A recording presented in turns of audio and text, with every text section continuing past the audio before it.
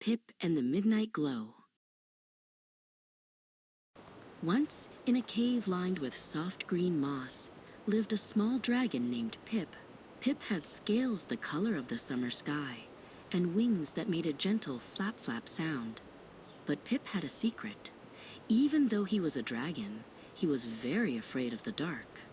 When the sun went down, he tucked his tail tight and stayed inside.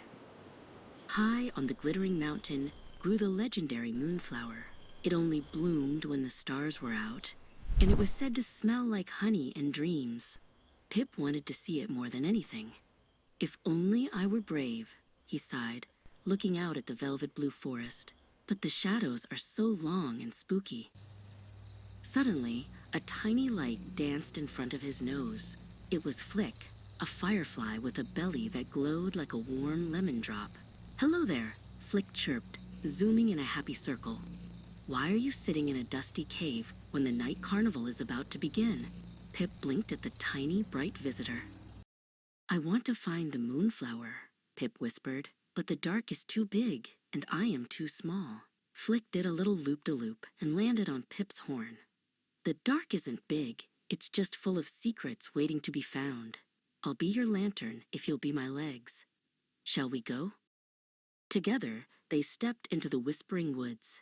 The leaves went crunch-crunch under Pip's paws. Flick stayed close, casting a golden circle of light around them. "See," Flick said, "the trees are just sleeping. They aren't monsters, they're just tall friends wearing pajamas of moonlight." Pip felt a little bit braver.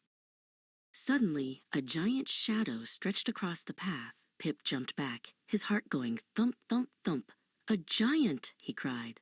But when he looked closer, he saw it was just a funny-shaped oak tree. Pip started to giggle. "It's not a giant at all.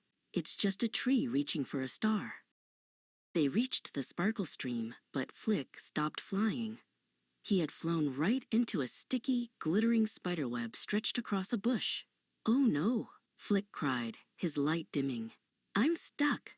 The more I wiggle, the tighter it gets. Pip, help me." The little firefly looked very scared. Pip was scared to touch the sticky web, but he loved his new friend. He found a small, sturdy twig and carefully twirled it, pulling the sticky threads away from Flick's wings.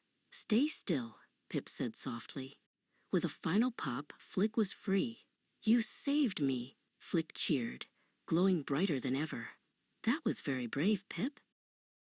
They finally reached the very top of the mountain. There, bathed in a silver beam of moonlight, was the moonflower. It opened its white petals slowly, sparkling like diamonds. The air smelled sweeter than any candy. Pip and Flick sat together, watching the flower glow. Pip realized the night wasn't scary when you had a friend to share it with. As the sun began to peek over the hills, Pip walked back to his cave. He wasn't hurrying anymore. "Thank you, Flick," Pip said.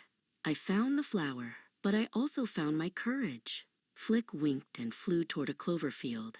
Pip curled up for a nap, dreaming of his next big adventure in the dark.